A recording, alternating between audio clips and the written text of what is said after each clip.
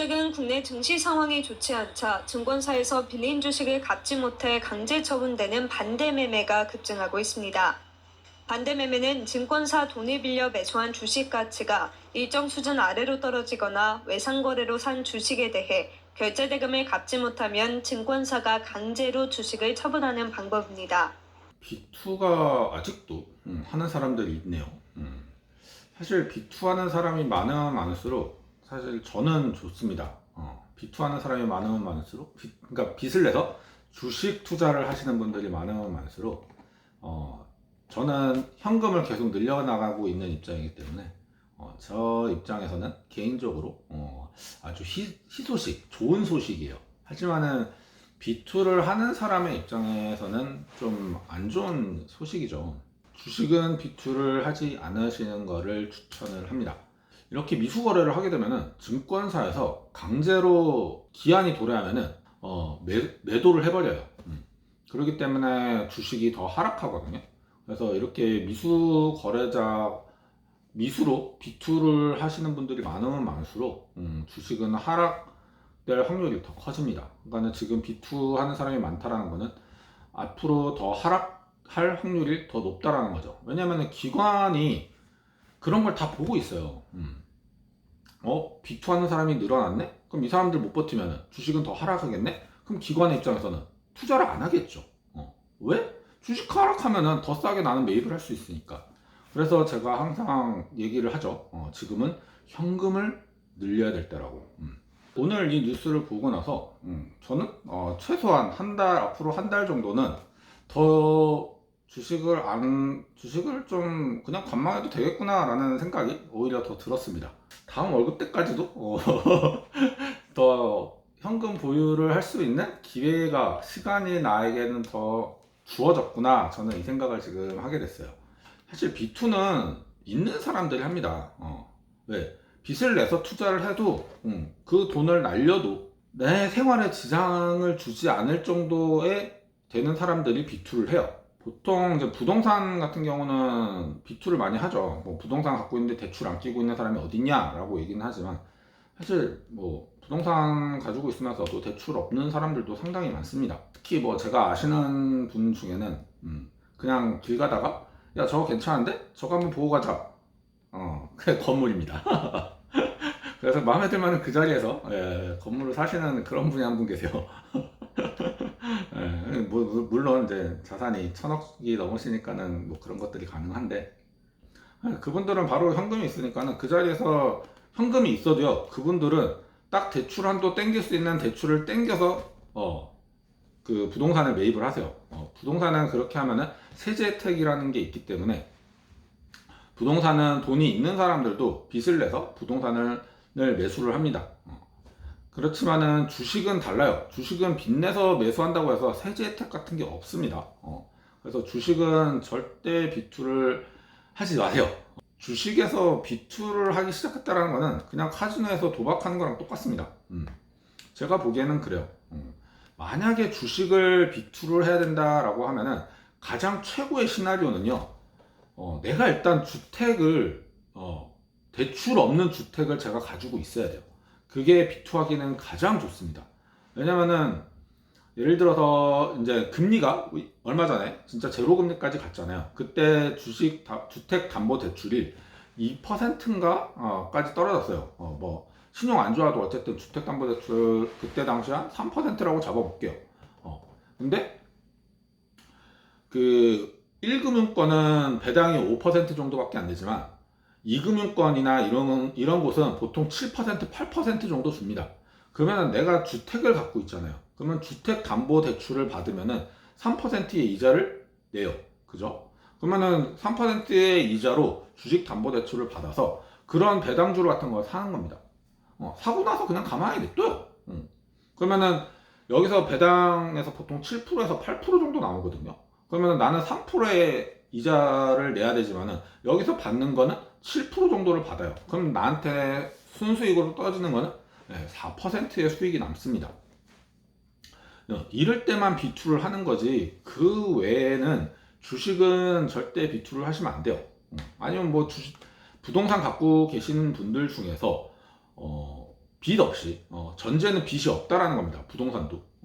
그런 사람들이 예를 들어서 뭐 전세를 놓는다, 집을 뭐 아파트 전세를 놔요. 예를 들어서 뭐 강남 같은 경우는 지금 전세를 놔도 10억이 넘죠. 그럼 강남 아파트 한 채 전세를 놓는다라고 쳤을 때 10억이 들어옵니다. 그럼 그 10억 뭐 하겠어요? 그냥 배당주에 갖다 넣는 거예요. 가만히 그냥 배당주에 갖다 놓으면은 이금융권 같은 데 갖다 놓으면은 10억에서 뭐 연 한 7% 떨어진다라고 가정을 해봅시다.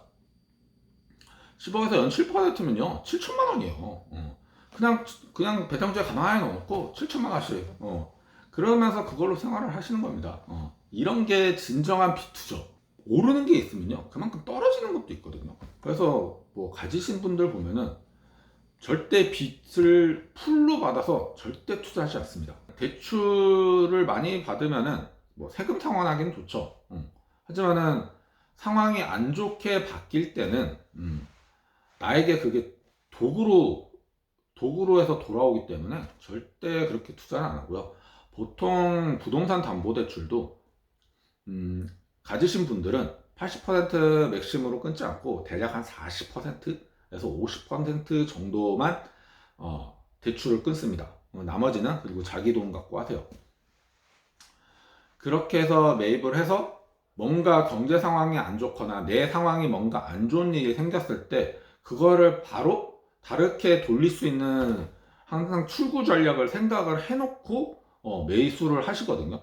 그러니까는 여러분들도 좀 그거를 생각해서 매수를 하셨으면 좋겠어요. 지금 제가 여기 내려와서 그 코로나 기간 동안 경제 모임을 몇 번 나갔었는데 정말 다들 부동산을 풀 대출을 받아서 부동산에 다들 투자를 하셨거든요.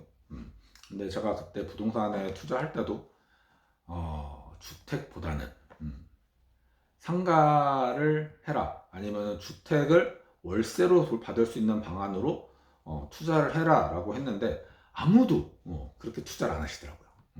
전부 다 전세 대출, 그 전세 세입자를 끼고 다들 그렇게 주택을 매입을 했는데 지금 같이 금리가 오르면은 뭐 이자 감당하실 수 있는 분도 계시겠지만 감당하실 수 없는 분들도 계시겠죠.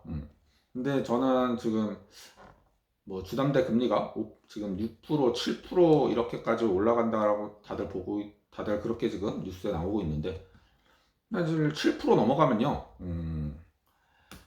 대기업이나 뭐 공기업, 공무원 이렇게 좀 좋은 직업군에 있는 사람들도 사실 7% 넘어가면 감당하기 힘들어집니다.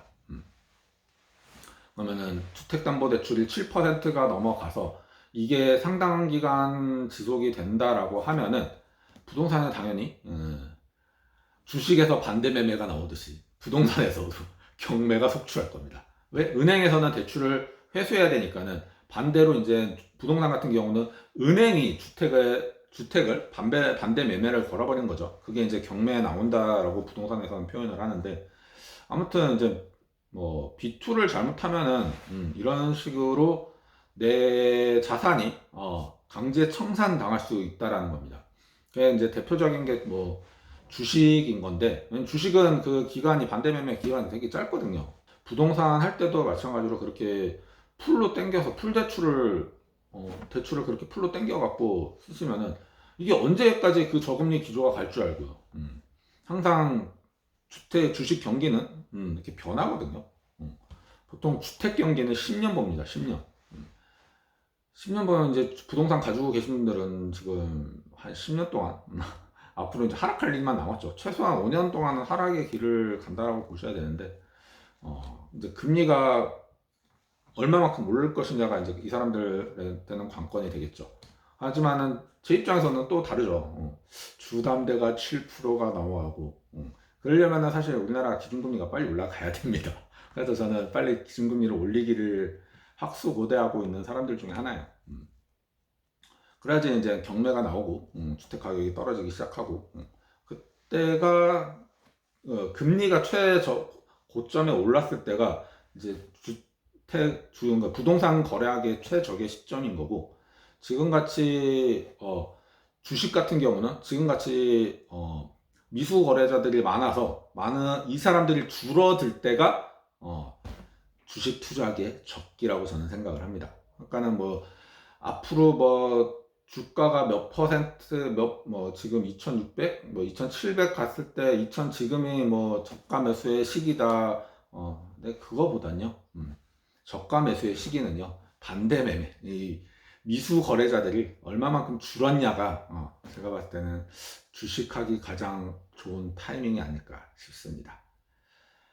아무튼 뭐 주식은 미수 거래자들 이 사람들이 좀 줄어들었을 때 투자하면 좋겠다라는 생각을 하셨으면 좋겠고, 부동산을 투자하시고 싶으신 분들은 금리가 최고점에 올랐을 때 변동금리로서 대출을 받아갖고 주택을 매수한다라는 생각을 가지고 계신다면 성공적으로 투자하실 수 있지 않을까 생각합니다.